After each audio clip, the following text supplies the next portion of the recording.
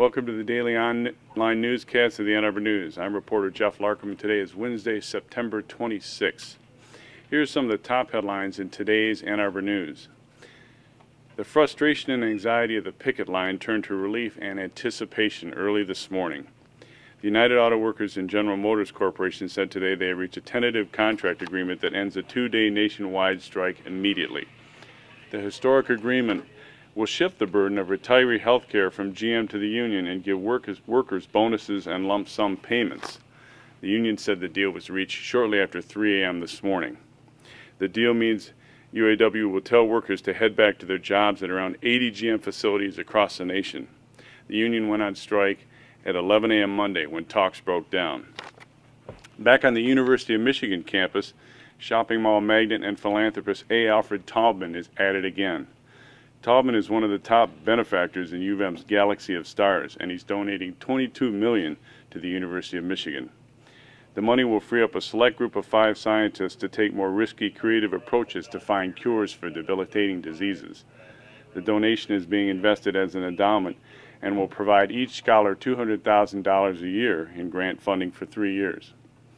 Counting the latest donation, Taubman has given $60 million over the years to the University of Michigan.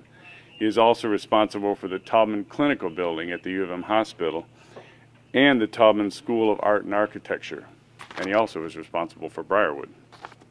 In other stories in our paper today, state officials say Washtenaw County people who purchased funeral plots in Washtenaw Memorial Park can finally rest easy. That's the park along Whitmore Lake Road as you head north near Barton Hills. Washtenaw and 27 other Michigan cemeteries owned by Clayton Smart have been sold to New York cemetery owner David Schipper. Officials say Schipper is well respected in the cemetery industry. Smart had been charged with investing millions of dollars in oil and gas interests, and the state took Washtenaw and other cemeteries over, creating anxiousness among consumers in the area. In sports today, UPenn punter Zoltan Mesko is booming the ball 42 yards per punt, which is second in the Big Ten.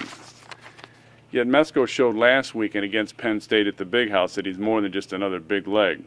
Penn State's top returner didn't return a single kick for any yardage, crucial in maintaining good field position for U of M in that tight game.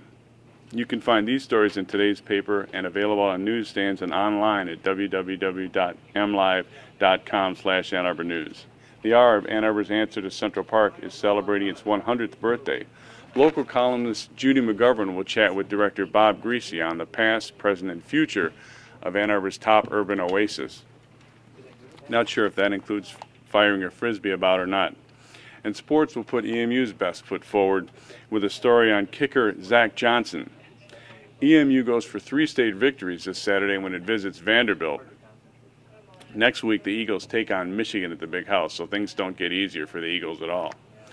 As always, you can check back throughout the day for more news and updates on these and other stories, and you can find them at www.mlive.com/Ann Arbor News and click on the real-time updates for instant news. This is Jeff Larkham of the Ann Arbor News.